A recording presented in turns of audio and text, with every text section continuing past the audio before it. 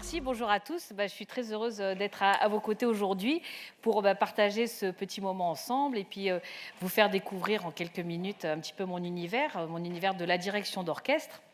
Alors aujourd'hui, la direction d'orchestre, un métier d'homme. On pourrait se poser la question de pourquoi on rajoute un métier d'homme, puisqu'a priori, il n'y a pas de métier pour les hommes ou pour les femmes.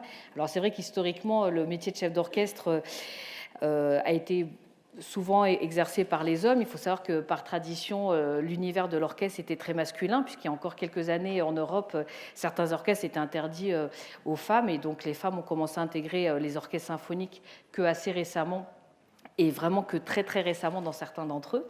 Et donc c'est vrai que de fait, cet univers musical a toujours eu une présence très forte des hommes et très peu représentée des femmes, et encore plus dans un répertoire particulier qui est celui de la musique romantique, post-romantique, la musique du 19e et du 20e siècle, où là on a des orchestres de grande ampleur et où on a beaucoup préjugé de la capacité des femmes à pouvoir diriger justement ces orchestres de grande ampleur. Alors c'est vrai que quand j'étais jeune adolescente et que je rêvais de pouvoir diriger un orchestre, j'ai eu l'occasion de découvrir justement ce métier, cette vocation, parce que moi-même j'ai joué dans des orchestres. Et puis quand on est jeune et adolescent, à la fois on se permet les rêves les plus fous et en même temps on se pose aussi beaucoup de questions. Alors c'est vrai que pour moi d'être chef d'orchestre, c'était un rêve justement auquel j'aspirais, et en même temps c'était aussi surréaliste que de me dire qu'un jour je serais peut-être présidente de la République ou cosmonaute. Donc c'est vrai que bon, je continue à le rêver secrètement.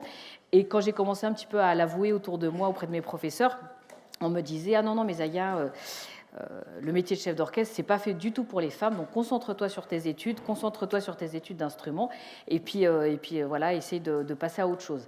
Alors bon, c'est vrai que, et n'ayant pas évolué dans un milieu musical, donc je savais pas du tout quelles étaient les conventions dans ce milieu-là, donc c'est vrai que j'avais un petit peu abandonné ce rêve jusqu'au moment où j'ai eu l'occasion de rencontrer un grand maître de la direction d'orchestre, un homme, et d'ailleurs il y a énormément d'hommes qui m'ont accompagné et soutenu dans ma démarche, donc je tiens à préciser, parce que l'idée, c'est pas du tout de se mettre en opposition entre les hommes et les femmes, mais justement, ce grand maître de la direction d'orchestre m'a repéré, et puis il m'a dit: écoute Zaya, lance-toi dans ce métier, et tu verras, souvent, ce qui manque aux femmes, c'est la persévérance. Alors, je comprenais pas trop pourquoi il me disait ça, mais et puis en concluant et en me disant: je te préviens, les femmes n'ont jamais tenu plus de 15 jours dans ma classe.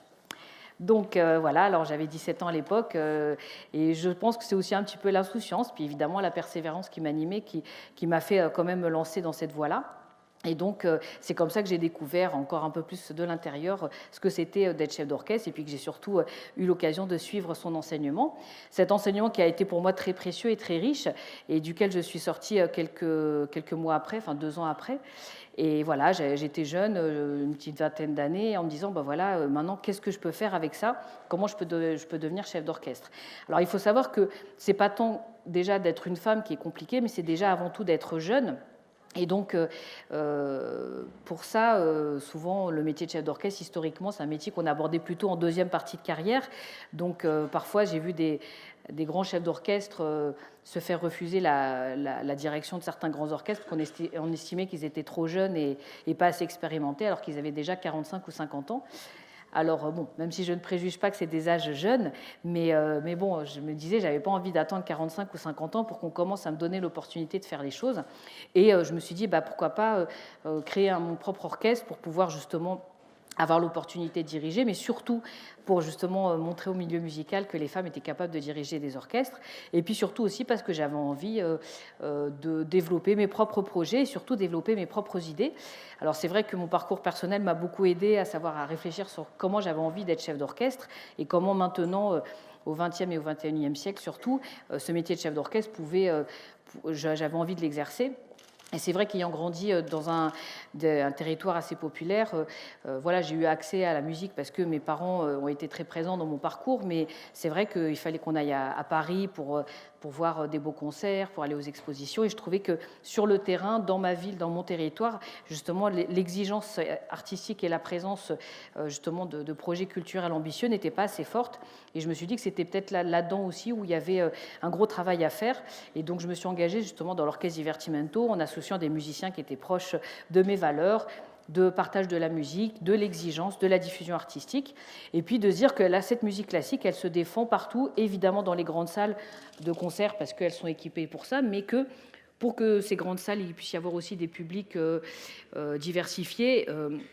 Et pas que uniquement, il faut aussi que la musique puisse évidemment être présente sur tous les quartiers, et donc à la fois en zone urbaine, en milieu rural aussi, et auprès de tous. Alors souvent on dit la musique classique, c'est un milieu qui est vieillissant, avec des grandes conventions, avec un public très vieux et une certaine catégorie sociale.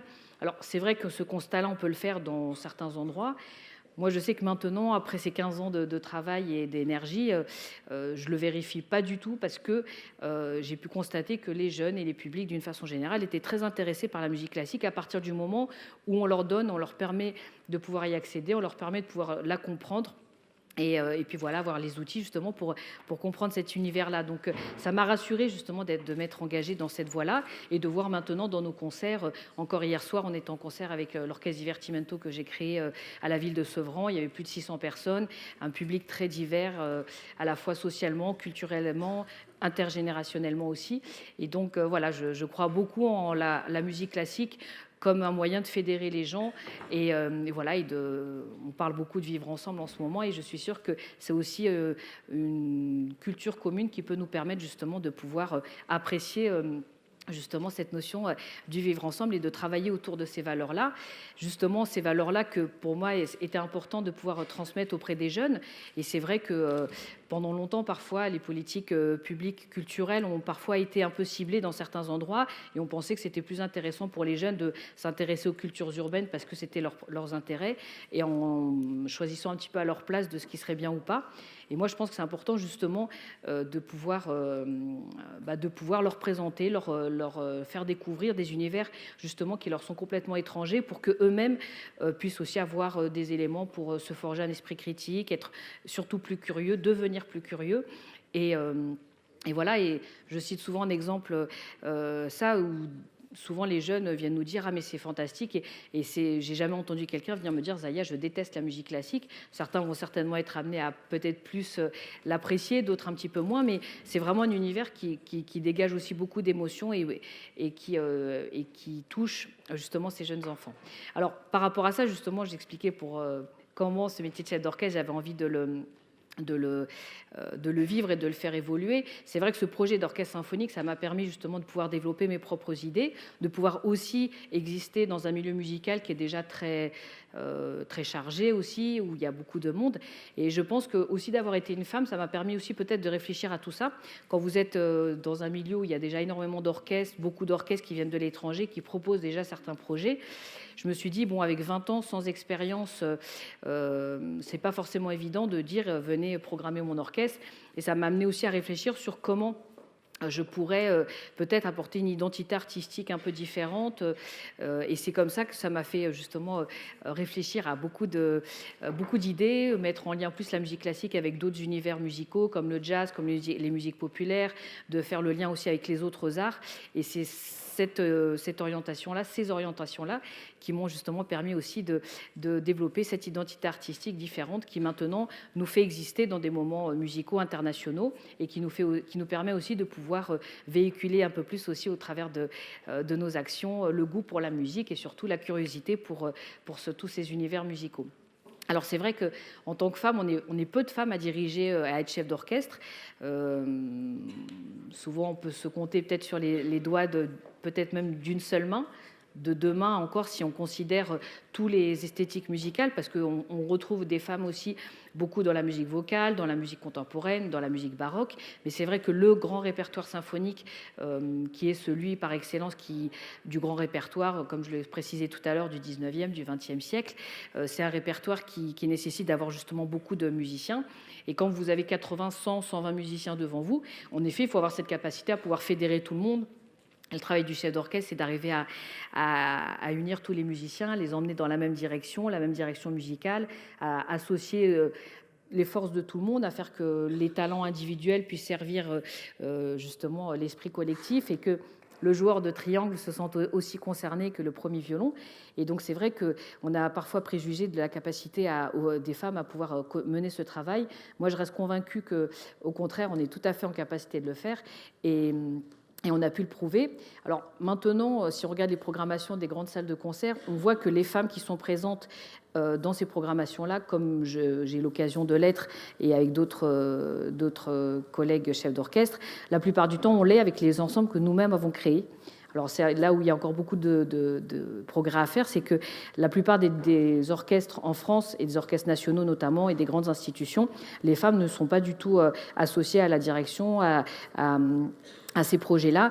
Et donc, voilà, c'est ce qui est un peu à regretter. Donc, encore actuellement, pour pouvoir avoir une place dans le milieu musical, on est malheureusement amené à devoir nous-mêmes construire nos propres projets pour pouvoir avoir cette expérience-là et pouvoir faire vivre nos projets dans les grandes programmations et les grandes salles musicales. Alors, pour être un peu plus proche peut-être de vos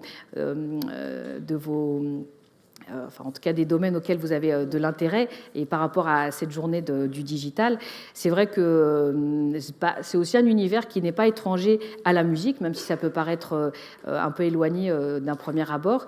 Et à l'heure actuelle, on essaie de réfléchir beaucoup avec mes équipes, avec mes musiciens, justement pour voir comment les nouvelles technologies aussi peuvent nous accompagner dans cette démarche-là de transmission pédagogique, de découverte de notre univers. Et donc justement, on travaille beaucoup avec, dans ce domaine-là pour essayer de faire découvrir et utiliser ces outils-là pour faire mieux découvrir de l'intérieur un orchestre. C'est vrai que quand on vient écouter un orchestre, voilà, il y a le public et puis les musiciens sur scène, mais voilà, pour permettre aussi à nos jeunes de découvrir ce qu'un trompettiste de sa place voit et entend, la conception d'une gestique du chef d'orchestre, de voir comment voilà, tout ce que le public ne peut pas vivre en vrai, puisqu'il y a la place du public et il y a la place des musiciens.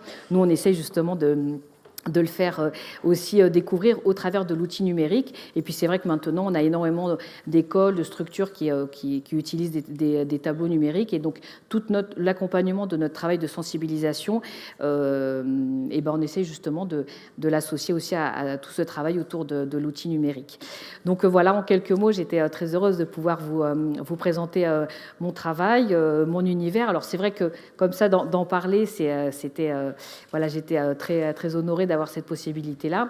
Évidemment, je serais très heureuse aussi de vous accueillir à un concert pour que vous puissiez voir aussi comment, en vrai, ce métier de chef d'orchestre, voilà, comment en tout cas moi je le vis, comment moi j'essaie de le transmettre. C'est vrai que ce métier de chef d'orchestre, c'est pas juste d'être face à un orchestre et d'avoir ce pouvoir de diriger tout le monde, mais c'est aussi un rôle et une responsabilité de créer du lien entre les musiciens, de créer du lien avec le public, de dégager cette énergie-là aussi.